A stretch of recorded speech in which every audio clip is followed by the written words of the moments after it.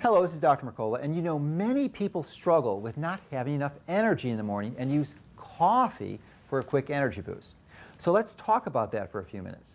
The reason they use coffee is because it contains caffeine, as do most sodas. Now, caffeine is in fact a drug. In fact, it's the most commonly used drug in the world.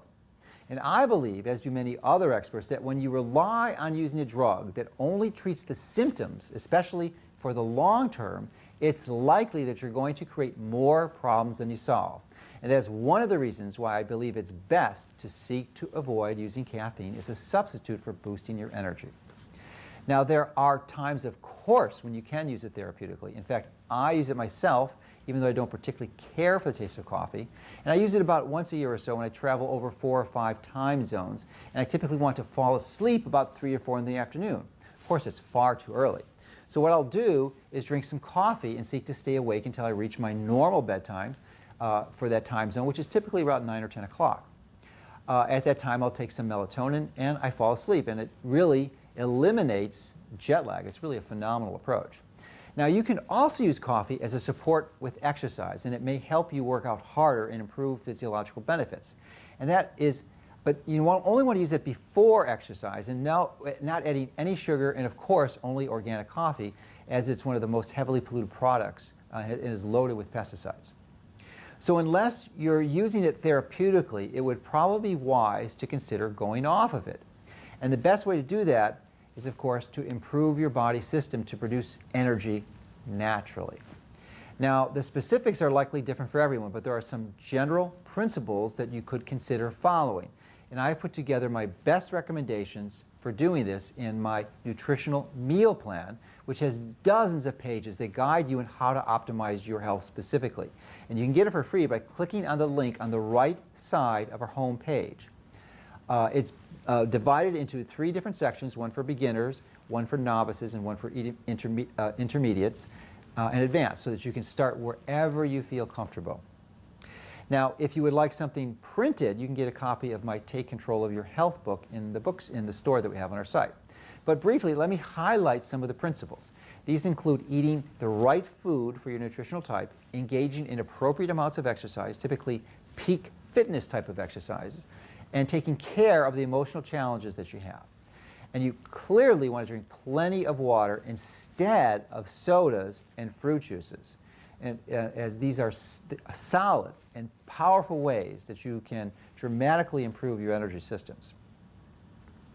And when you do want to wean yourself from coffee, let me give you a warning, because especially if you're drinking more than 20 ounces of caffeinated beverages daily, or coffee or soda, you want to go off slowly, because remember, caffeine is a drug. If you go off of it too quickly, you will experience irritability and typically a pretty severe headache. This is through the caffeine withdrawal. And you may want to decrease gradually to avoid this over a 3-week period, so you can wean yourself slowly off of the caffeine. So when you are successfully caffeine-free, you'll want to replace your caffeinated beverages with a healthy substitute. Maybe some hot or cold, organic, naturally caffeine-free tea. You can also try a simple vitamin. And what might that vitamin be? Well, interestingly, there's a supplement called vitamin B12, which works really quickly and is enormously useful for increasing your energy.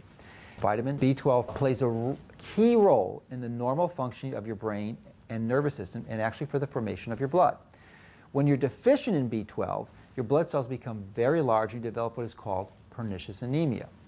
And now the B12 that you normally use is involved in the metabolism of every cell in your body. It especially affects your body's ability to synthesize and regulate DNA, and also helps produce or utilize fatty acids for energy production. Now, the reason this substitute of B12 for caffeine may work really well is that many people are deficient in it. And so I'd like to outline some groups who that are deficient, because you might fall into one of them. Now, it's important to understand that vitamin B12 is the largest vitamin that we know of, and because of its large size, it's very difficult to absorb orally. because physically it is the largest of all vitamins and does not passively diffuse from your gut into your bloodstream like most all vitamins and minerals do.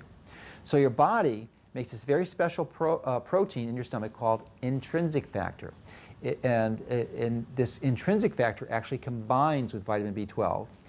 It slides down your gut into your intestines and is actually absorbed at the end of your small intestine or your terminal ileum, this intrinsic factor B12 complex, and it's actively absorbed. So, and then from the absorption there, it goes right into your bloodstream. And without that intrinsic factor, when you swallow oral vitamin B12 supplements in a pill or even in your food, it just goes right out of you, right into your stool. You just don't absorb any of the B12. So it's important to understand this because what happens as you start to age, especially if you are leading an unhealthy lifestyle at about 40, 50 years old or so, the amount of intrinsic factor that your stomach is able to produce progressively decreases with your age and your health. So your likelihood of developing a vitamin B12 deficiency also increases. Now there's another group that commonly suffers from B12 deficiency, and those are people who choose to avoid all animal proteins or choose a vegan lifestyle. Vegans, because they avoid all animal products, because they're not getting B12 because it's primarily found in animal products. And fortunately, it takes a number of years to develop this deficiency because most of our livers have stores of about 5 to 7 years before they run out. But if you do run out of B12, you're at very high risk of developing serious nerve damage or even blindness. Now, another group that would be at risk for B12 deficiency are those who are already having trouble sleeping because vitamin B12 is a cofactor that's important for the production of melatonin. And melatonin is produced by your pineal gland and is really crucial for a good night's sleep, and it's also helpful for radically decreasing your risk of cancer. So it's far better for your body to produce its own melatonin with enough vitamin B12 stores than to take a supplement of melatonin. Now another point to consider though is even if you're eating large amounts of animal protein where the vitamin B12 is, if you're not making this intrinsic factor, then it just becomes virtually impossible to absorb that vitamin B12. This is why many people go to the physician's office to get that as a supplement.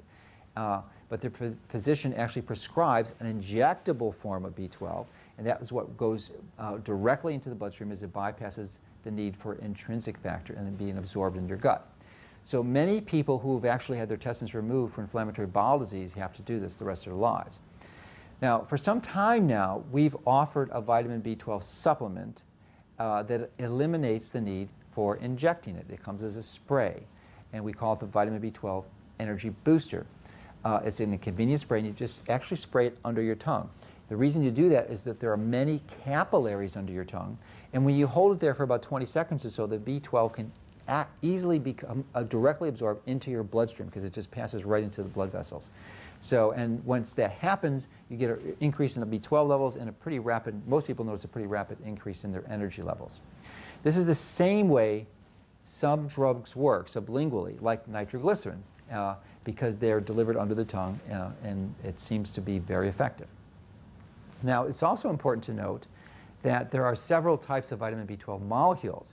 The traditional type that is conventionally used is one called cyanocobalamin, and that's the one that almost all the prescription injections are. It's also the form of vitamin B12 that we previously used in our sprays because it was safe and effective, and there's a very large supported studies that suggest that it's going to be useful. However, we recently made a shift to use what we believe to be a better form of B12, and that is methylcobalamin. So if you struggle with the need for an energy boost, you can consider the use of vitamin B12 rather than coffee in the morning or for a quick energy boost in the afternoon. It's important to maximize your own body's internal resources to improve energy naturally, because when you address the foundational causes, you're decreasing and minimizing the risk for developing any type of chronic complications. So hopefully, this information is another useful and powerful tool to help you to continue to take control of your health.